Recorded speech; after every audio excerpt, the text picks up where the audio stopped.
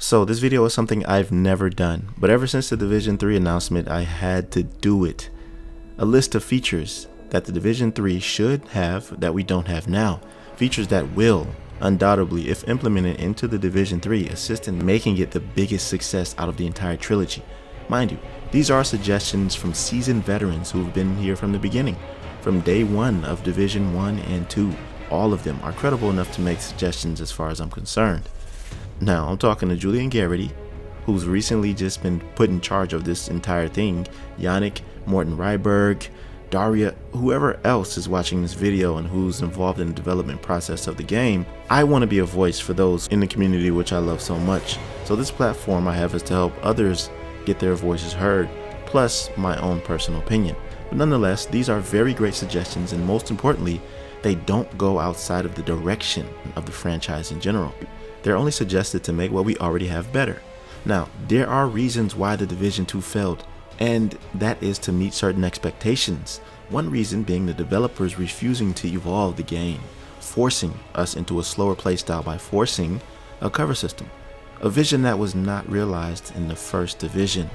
So they had to continually try it in Div 2. It was clearly, in those earlier videos, marketed as a cover-based RPG looter shooter.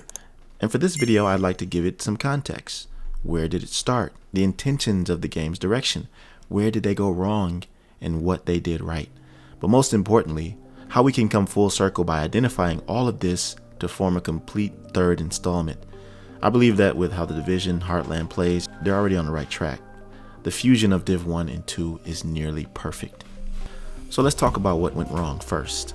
After the game was released, as I was highlighting before, the cover system they had envisioned, this all changed. Sure, we played the beta, we experienced it there, but it wasn't until after the game was fully released that we discovered an almost completely different playstyle. Countless hours in the Dark Zone and Conflict also, Last Stand. Any game mode that tested the movement during very intense combat situations is the only way this could have been discovered. The need for a cover system was not needed as much as we thought, because the talents combined with armor and skill usage, if used with the right build, could survive out of cover infinitely. So players wouldn't use cover as much as the devs intended, but the out of cover playstyle is very desirable. The movement is fast paced, and the player gets instant gratification with instant medkits and heals. Also ultimate abilities that would assist your entire team. Mind you, these countered each other. All of these were completely removed and replaced when the Division 2 came out. This is where they first went wrong. But don't worry, there's a solution that we as a community have for you. So the developers wanted their dream of a cover system to be so much involved that they literally slowed the player movement speed and gameplay down to the point where it forced you to use cover. Not to mention the abandonment of med kits, the change to armor kits which require you to be in a 3-second animation. This was an extreme that was completely on the other end of the gameplay spectrum. Complete opposites of the first Division's movement playstyle, and it's why the Division community became split. Some quit altogether, and others just went back to playing Division 1. What we ended up with was a ton of varying perks on the skill tree that became very hard to balance, but I will say the gunplay in the Division 2 is done right. But here's the solution, and this covers a lot because movement specifically during combat is what we all fell in love with in the first place. But there is more involved with that. Now the goal is to create a fusion between the Division 1 and 2 so we can manifest a beautiful masterpiece that is Div 3. So here's what some community members said, and out of almost all of them, the main requests are movement based. Let me show you what some of them said. Blackstar from Twitter says, Division 1 movement, just refined and polished, bigger DZ and survival from Div 1. And Miles7877 on YouTube says, Division 1 PvP style zone with more open layers, subway, apartment, streets, walkways. Get the good cat and mouse feeling back.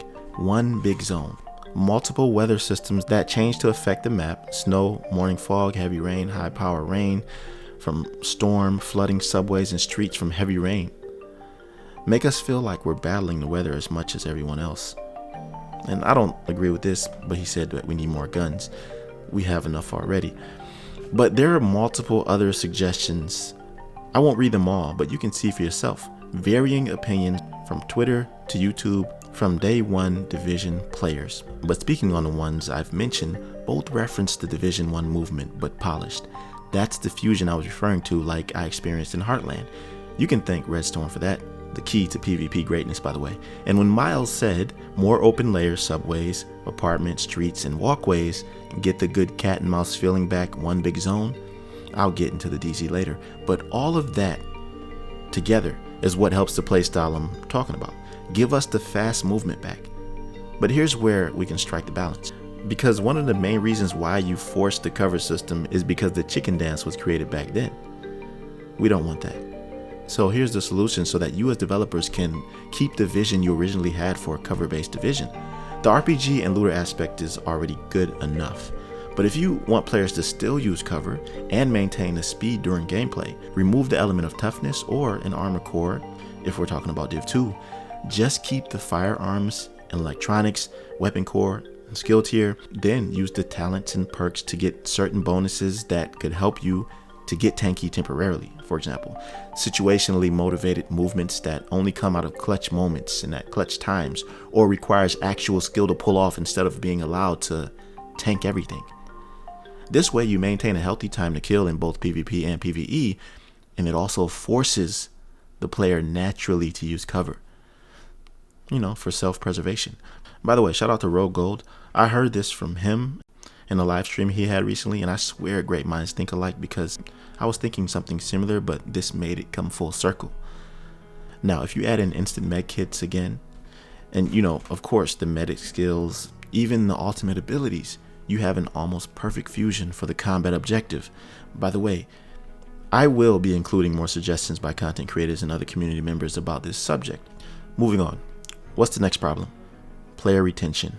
We want a full community of players who all love the same game on the same page. So when you did things like take away the survival game mode, last stand, and split up the Dark Zone into 3, this really messed things up, and all of these I believe are in the same category. So let's talk about it. And I know how much you at Ubisoft Massive pride yourselves on the innovation of new game modes, not repeating the old ones, but there's nothing stopping you from doing that. Who says that you can't create new game modes while having something like a legacy playlist with Last Stand, Survival, and other historic game modes? Tons of games do it all the time. It plays a huge factor in giving the player that nostalgic high. This would definitely create a more lively endgame. And this is one thing that the YouTuber Gaming Brigade talked about when he said, and I quote, "I think for me, it boils down to in-game replayability and adding things like they did in the first Division to the third. My one wish would be a game mode like Survival. That would be amazing." And speaking on the Dark Zone, the location of it was conceptually perfect. A huge cordoned off area, being this intimidating force in the middle of the map, is just what we need. Kamikaze Von Doom made it plain when he said this: "I like one big dark zone and revamped Thieves' Den. Best of Division 1 and 2 together for 3. Okay, now I know that the Dark Zone is the most controversial aspect in the game, but it's also one of the most desirable activities. Even PvE players want to engage. They just want it to be an all PvE experience. They don't want to keep getting farmed and griefed. Well, for those seasoned DZ veterans, we know this is unacceptable. An all PvE Dark Zone, what kind of stuff is that? So I have a solution for this as well. Make the DZ, like I explained, keep the originality for that nostalgic feel. And to balance it all out, create a lobby before entering the DZ that allows you to choose whether or not you want to experience the DZ in PvE or PvPvE. This will make everyone happy. And this is what 𝐤𝐸𝐾's Creation said, another up-and-coming YouTuber who's been around for a while. He basically sums this up but added another key feature that everyone has been asking for since the beginning. He says, and I quote, "What I want to see, everything that worked in Division 1, Snow, Last Stand, the PvP mechanics, real-time matchmaking, open world activities, incursions, and I may add raids, PvE Dark Zone, but if you die you lose everything you grabbed during the session." That's a pretty good idea. More cosmetics, and finally, this is what I was talking about, everybody wants, cross-play. This is huge. Almost every other game is doing it. This would be perfect for the Division universe. I have so many players, especially in my Discord, that I would love to link up with and vice versa, but can't because they're on PS5 or Xbox or whatever. Implementing crossplay will also bring the community so much closer together. Now, of course, you'd need to enforce a far more robust anti-cheat system and penalty system for those who decide to go that route. But I think that crossplay is high on the priority list of what players want. And if you decide to do this, the Division 3 must be made on next-gen consoles only. That way, that would ensure the most optimal experience. Now let me get into the final problems that are also very important. The talent system from the Division 1 forced players to play specific roles in order to meet the requirement criteria of whatever weapon talent used. Certain talents you couldn't just use in certain gear. I think this was great for build diversity. Furthermore, the exotic weapons had one main exotic talent, then 2 other random talents that allowed you to have multiples of the same exotic, each for a different build goal. What a genius strategy. This also encourages replayability or replay factor to in-game activities like incursions that offered a certain exotic as a reward. People would farm it over and over again to try and get the perfect exotic with the perfect talents that fit with the exotic talent. In the Division 2, after Warlords of New York, the build system was changed and made to be similar to that of the Division 1. Although the exotic weapons and talents in general aren't a carbon copy, but I'm referring to like the skill tiers, firearms, weapon cores, armor cores, that type of deal. I believe this can be altered to fit the feel I'm talking about. Because remember, the overall gunplay in Division 2 is near perfect, as I said. As far as the specializations go with the varying armor kits and perks, I already said that those armor kits should go away. The concept of instant healing is far more desirable than the system we have now. And the perks that are in each specialization don't have to be a complex problem to solve.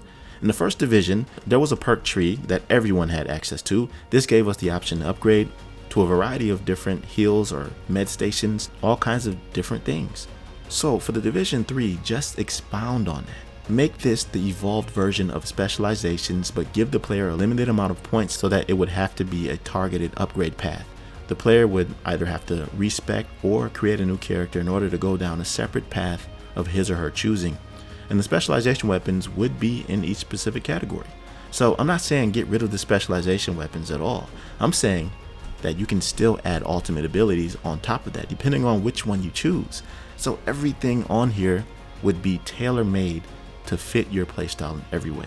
Now, to end this video off, there's much speculation about the location of the next division.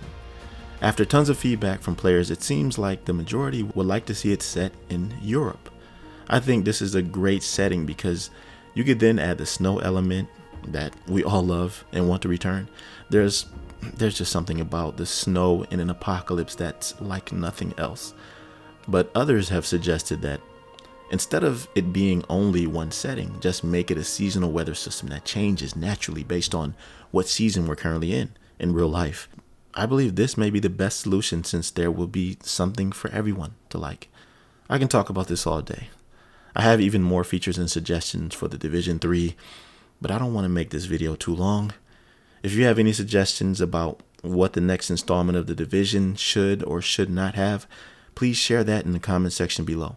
I appreciate you for watching to the end. And if you made it here, you're a GOAT, and I want you to comment Division 3. Hashtag Division 3 down below. Oh, and I have one more final message for the devs. Please take your time and don't rush the project. I have an idea, and I think that it will be released in 2025. That date window just makes the most sense to me. You got Avatar coming out at the end of the year, and then, mid 2024, you have Star Wars coming out. It just makes sense that after all of that, then Division 3 will be primed to release in 2025. But at the end of the day, all we want is a game that comes full and deserving of being the final chapter of this great franchise. I have nothing else to say. Don't hesitate to subscribe to my channel if you want to be a part of my community. I'd love to have you here. I'll see you in my next video. Be right out.